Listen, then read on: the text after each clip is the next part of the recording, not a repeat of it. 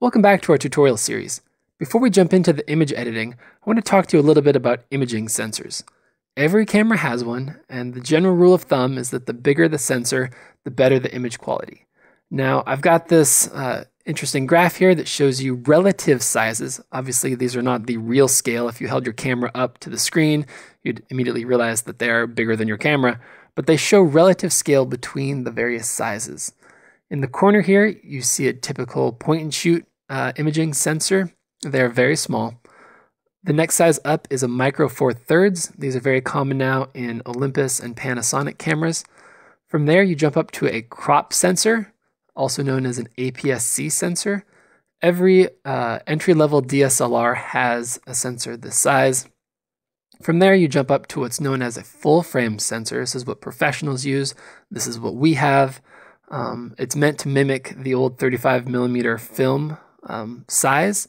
And then from there, you jump up to medium format, which is this crazy, edge case out here. We've got two different sizes. And what I'm excited about today is that we are going to be using a picture from a Hasselblad H3D. When it was first announced back in 2007, it was a $25,000 camera. Nowadays, you can pick them up for maybe $8,000. They take amazing pictures. It's what you would usually use if you were doing like a magazine shoot, if you're doing like the cover of Vogue or some other kind of like fashion shoot. It's probably what you would use. This picture was taken by a man named Adam Lerner.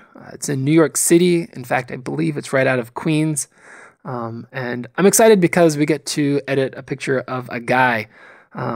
Women always want to look beautiful in pictures, and guys always want to look manly in pictures. So I think that's kind of the direction we'll head today.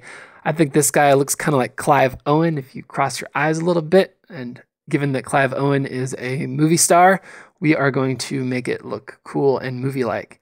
In fact, let's even start out by giving it a 16:9 crop. That is the aspect ratio of a widescreen TV. So we will just get the crop out of the way and get us started on this picture. All right. So one of the things you want to keep in mind when making guys look cool is you want kind of a contrasty, edgy look. You want to really show off like the definition of their muscles and just give them kind of like a chiseled jawline and just typically make them look as cool as possible. So let's start by just raising up the contrast as a general rule of thumb. Now this picture is lit very interesting. It's super bright around the edges, and also it looks like there was probably a flash or some sort of reflective material making him illuminated on the front. In fact, I'm inclined to say it's a flash given this harsh line right under his chin. What I think we should do though is pull back these highlights a bunch. In fact, let's pull this back as well. The whites and the highlights, we'll pull them back to the same amount. Really kind of flatten out the image, and then we'll boost it back up later. Let's maybe bring up the shadows and then bring up the blacks. So right now, what we've done is made it look very flat and neutral. But of course, you know me, I love the clarity slider. So once you start playing with that, it's going to grime up everything quite a bit. Let's actually bring vibrance down. You've seen me raise it quite a bit in the past, but in this case, we're going to take it down, and instantly you've got that kind of desaturated film look. Now, we've talked about the tone curve before, I think in the first episode, and we're going to play with it again. This is where you get a lot of the magic of a picture like this. Let's maybe just sprinkle some control points along the curve, and let's raise up the highlights just a bit, and maybe, let's see, let's bring the tail up, yeah. Something maybe like that. Tone curves are very touchy. Small movements make large adjustments to the picture.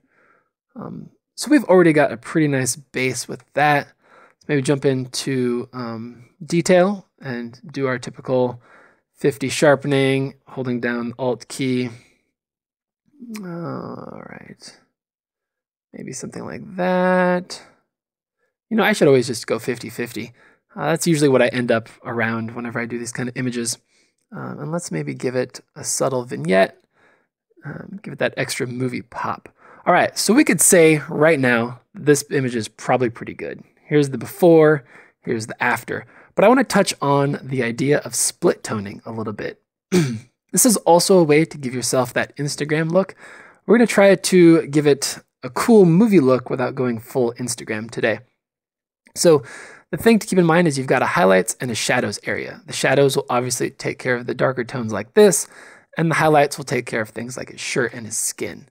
So let's jump in here with the shadows, and let's just pick a blue for now. It's going to make things look way teal, and that's probably not the way we want. So this little S here stands for saturation, and if you pull this thing back, it'll pull those down. And the same thing can be done with highlights. Let's maybe pick yellow, give them a little bit of skin tone, and grab it and pull it back. In fact, I like that look quite a bit. It has this weird steely look to it.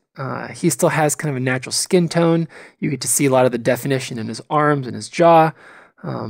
Here's the before, and here's the after. So I think I will call that good for now, and we look forward to giving you another tutorial next Friday.